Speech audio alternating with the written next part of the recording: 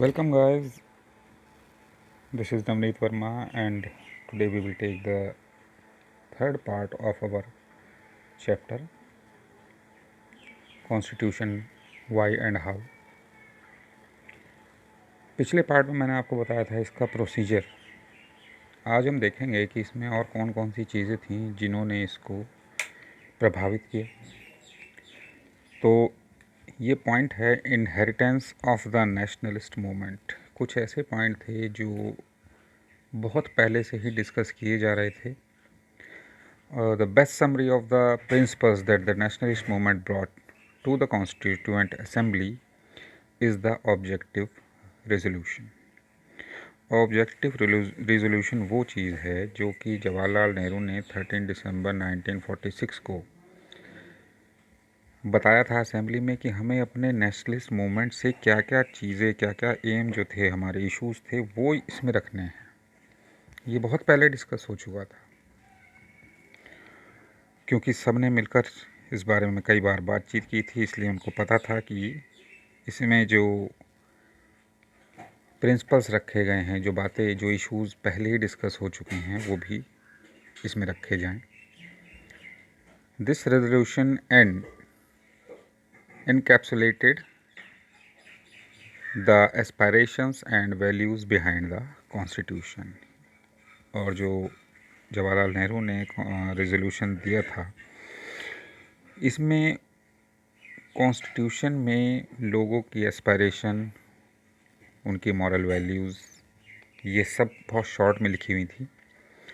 और इस रेजोल्यूशन के चलते ही अब हमारे कॉन्स्टिट्यूशन में एक नई डायरेक्शन मिली, जिसमें कुछ फंडामेंटल कमिटमेंट्स किए गए। फंडामेंटल कमिटमेंट्स वो हैं जो कॉन्स्टिट्यूशन अपने सिटीज़न को जन्म लेते ही दे देता है, जैसे इक्वालिटी है, लिबर्टी है, डेमोक्रेसी, सोवरेनिटी और कॉस्मोपॉलिटन आइडेंटिटी।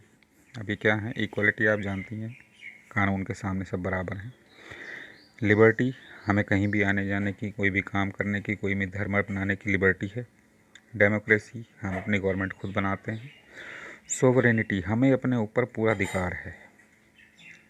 और कॉस्मोपॉलिटन आइडेंटिटी, लगभग एक जैसी आइडेंटिटी, सब इंडियंस। तो ये थी कुछ शॉर्ट में बातें। अब देखिए ऑब्जेक्टिव रेजोल्यूशन के मेन पॉइंट्स। तो पहला पॉइंट है, इंडिया एक इंडिपेंडेंट सोवरेन रिपब्लिक रहेगा। सोवरेन जो अपने ऊपर खुद कंट्रोल कर सके, और रिपब्लिक लोगों की government. India shall be a union of erstwhile British Indian territories, Indian states and other parts outside British India, and Indian state are willing to be a part of the union. तो India एक states की union रहेगा, जो कि पहले से British territories थी।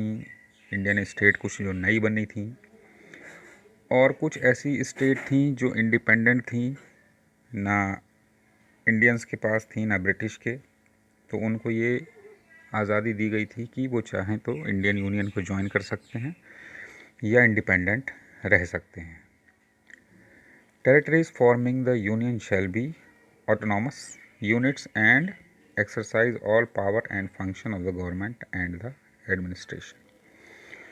जो भी टेरिटरीज बनेंगी यूनियन की, ऑटोनॉमस होंगी, यानी कि जैसे स्टेट हैं वो अपने आप को खुद कंट्रोल करेंगी, उनकी अपनी गवर्नमेंट होगी, अपने इंस्टीट्यूशन होंगे, अपना एडमिनिस्ट्रेशन होगा। All powers and authority of sovereign and independent India and its constitution shall flow from the people. तो जो भी गवर्नमेंट बनेगी इंडिपेंडेंट इंडिया की, वो अपने आप को खुद कंट्रोल करने वाली होगी, और ये सारी की सारी पावर जो हैं वो लोगों से होंगी। उसकी लोगों से गवर्नमेंट होगी, गवर्नमेंट से लोग नहीं होंगे। All people of India shall be guaranteed and secured social, economic and political justice, equality of status and opportunities and equality before law and fundamental freedom. सारे जो लोग हैं इंडिया के, जो सिटीज़न होंगे, उनको एक गारंटी और सिक्योरिटी मिलती है कि वो सोशल, इकोनॉमिक और पॉलिटिकल न्याय मिलेगा उनको।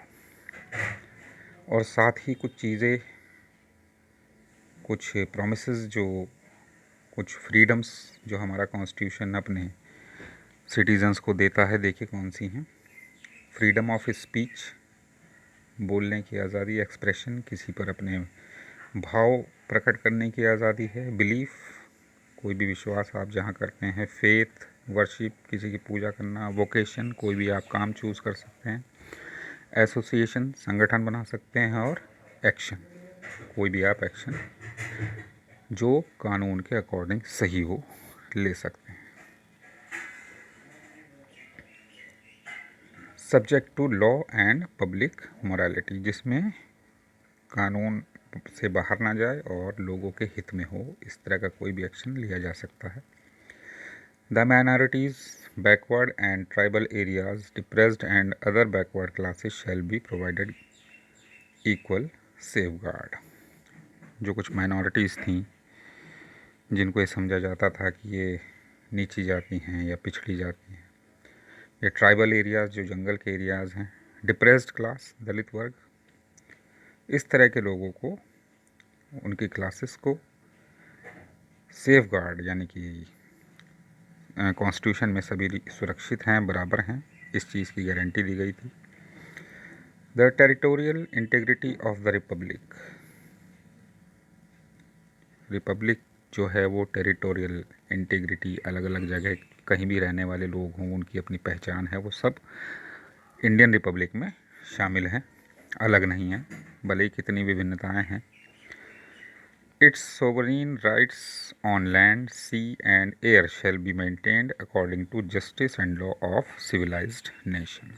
और इसकी ज़मीन की और समुद्री सीमाएं जो इंटरनेशनल लॉज के अकॉर्डिंग होंगी, वो मानी जाएंगी। The land would make full and willing contribution to the promotion of world peace and welfare of mankind। जो भी रिसोर्सेज हमारे होंगे, वो सब दुनिया में शांति और भलाई के कामों में यूज़ किए जाए। तो ये हमारे कुछ मेन पॉइंट्स थे जो ऑब्जेक्टिव रेजोल्यूशन में दिए गए थे। अब देखते हैं इंस्टीट्यूशनल अरेंजमेंट, पावर्स को कैसे डिवाइड किया गया और कैसे कंट्रोल किया गया। For the effectiveness of a constitution is a balanced arrangement of the institutions of government। Government के अलग अलग इंस्टीट्यूशन है, जैसे आपको मालूम होगा, एग्जीक्यूटिव है, जुडिशरी है और एडमिनिस्ट्रेशन है। इस तरह की चीज़ों को कैसे अरेंज किया गया। The basic principle is that government must be democratic and work for the welfare of the people. सबसे पहला जो पॉइंट था वो ये था कि गवर्नमेंट डेमोक्रेटिक होगी, लोग ही अपनी गवर्नमेंट बनाएंगे और वो पब्लिक की भलाई के लिए काम करेगी, अपना फ़ायदा नहीं देखेगी। The constituent assembly spent a lot of time to balance among the various institution like executive, legislature and judiciary. Government की पावर को बैलेंस करने के लिए कॉन्स्टिट्यूएंट असेंबली ने बहुत काम किया और अलग अलग इंस्टीट्यूशन पर बहुत गौर किया कि किसको किस तरह की पावर्स दी जानी चाहिए। इसमें जो मेन 3 पार्ट्स हैं वो हैं एग्जीक्यूटिव्स, लेजिस्लेचर, जुडिशरी। और इस वजह से this led to the adoption of the parliamentary form and the federal arrangement. इसीलिए हमारी जो गवर्नमेंट है वो पार्लियामेंट्री फॉर्म की है और इसका फेडरल अरेंजमेंट किया गया है, which would distribute governmental powers between the legislature and the executive on one hand and between the states and the central government on the other hand. तो पार्लियामेंट्री फॉर्म में जो पावर डिवाइड होती है वो है लेजिस्लेचर और executive के बीच, और फेडरल अरेंजमेंट में जो पावर डिवाइड होती है वो होती है सेंट्रल और स्टेट गवर्नमेंट के बीच में। तो यहाँ तक ये हमारा कंप्लीट हो गया चैप्टर। अब मैं आपको बताऊंगा कि कौन से वो मेन पॉइंट्स, कौन सी वो अच्छी चीज़ें थी जो हमारे कॉन्स्टिट्यूशन मेकर ने दूसरे कॉन्स्टिट्यूशन से, अपने अदर कंट्रीज़ के कॉन्स्टिट्यूशन से उठाई थी। देखिए, ब्रिटिश कॉन्स्टिट्यूशन से देखिए क्या लिया है। पार्लियामेंट्री फॉर्म ऑफ गवर्नमेंट, जो मैंने अभी बताया आपको। The idea of single citizenship, जो जहाँ का नागरिक है वो वहीं का है, वो दो जगह का नागरिक नहीं बन सकता। The idea of the rule of law, कानून का सबसे ऊपर होना। Institution of speaker and his role, जो हम लोकसभा में देखते हैं स्पीकर, उसका रूल और रोल दोनों ब्रिटिश कॉन्स्टिट्यूशन से लिए गए हैं। लॉ मेकिंग प्रोसीजर, जो कानून बनाने की प्रोसीजर है वो भी ब्रिटिश कॉन्स्टिट्यूशन से लिया गया है। प्रोसीजर इस्टेब्लिश्ड बाय लॉ, और जो भी कानून के हिसाब से प्रोसीजर होते हैं वो सब ब्रिटिश कॉन्स्टिट्यूशन से लिए गए। यूनाइटेड स्टेट्स के कॉन्स्टिट्यूशन से हमने लिया है प्रियम्बल, जो एक, इसे कह लीजिए कि अपने आप को कॉन्स्टिट्यूशन के हवाले करना, ये हर सिविक्स की बुक में फर्स्ट पेज पर आपको मिलेगा, पढ़ के ज़रूर देखिएगा। फंडामेंटल राइट्स, जो राइट्स हमें मिलते हैं। Federal structure of government, powers का डिवाइड होना। इलेक्टोरल कॉलेज, इलेक्शन होना। Independent of judiciary and separation of powers among the three branches of the government. Judiciary का बिल्कुल इंडिपेंडेंट होना, वो किसी से बंधी भी नहीं होती, और गवर्नमेंट की तीन ब्रांचेस में डिवाइड होना पावर्स का। जुडिशियल रिव्यू, अगर न्यायपालिका चाहे तो किसी मामले पर दोबारा से विचार कर सकती है। प्रेसिडेंट सुप्रीम कमांडर होगा सारे आर्म्ड फोर्सेस का, और इक्वल प्रोटेक्शन अंडर लॉ, सभी को कानून के हिसाब से बराबर प्रोटेक्शन मिलेगी। आयरिश कॉन्स्टिट्यूशन, आयरिश कॉन्स्टिट्यूशन हो गया आयरलैंड का। यहाँ से हमने लिया है directive principles of the state policy. इसका मतलब ये है कि जो जनता की भलाई है, देश की जो भलाई है, वो सबसे पहले सोची जाएगी। ऑस्ट्रेलियन कॉन्स्टिट्यूशन से freedom of trade and commerce with in the country and between the states, देश में किसी भी स्टेट के बीच में हो चाहे दूसरे कंट्रीज से ट्रेड करने की फ्रीडम है। Power of the national legislature to make laws for implementing treaties even on matter outside normal federal jurisdiction. Legislature को ये पावर है कि वो ट्रीटीज़ को इम्प्लीमेंट कर सकता है। अगर उसे लगता है कि बातचीत करने से कोई मामला सुलझ सकता है या हमारी भलाई हो सकती है, तो उसके लिए वो कोशिश की जा सकती है।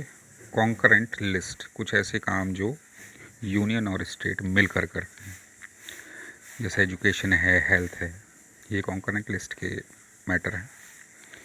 कैनेडियन कॉन्स्टिट्यूशन से हमने लिया है a quasi federal form of government, a federal system with a strong government. Quasi federal system का मतलब है कि फेडरल सिस्टम में स्टेट गवर्नमेंट और सेंट्रल गवर्नमेंट अलग होती है, लेकिन यहाँ पर जो एक छोटा सा अंतर है इसमें कि सेंट्रल गवर्नमेंट की पावर स्टेट गवर्नमेंट से ज़्यादा होती है। उसके बाद है distribution of power between the centre and state government, state और सेंट्रल गवर्नमेंट के बीच में पावर का डिस्ट्रीब्यूशन होना। Residual powers retained by the central government, जो काम स्टेट गवर्नमेंट के पास नहीं होते वो ऑब्वियसली सेंट्रल गवर्नमेंट के पास रहेंगे। उसके बाद है फ्रेंच कॉन्स्टिट्यूशन। फ्रेंच कॉन्स्टिट्यूशन से आइडिया लिया है लिबर्टी, स्वतंत्रता, इक्वलिटी, बराबरी और फ्रेटर्निटी, भाईचारे का। और सोवियत यूनियन कॉन्स्टिट्यूशन से हमने लिया है फंडामेंटल ड्यूटीज़, जो कि किसी नागरिक की ड्यूटी होती हैं कि भाई पब्लिक प्रॉपर्टी को संभाल के रखें, अपने देश के लिए जो उनकी ड्यूटीज़ हैं वो पूरी करें, चाहे वो उसकी सुरक्षा की हो या संभालने की। तो ये आपका चैप्टर आज कंप्लीट हो गया है। आई होप आपको समझ में आया होगा। Thank you.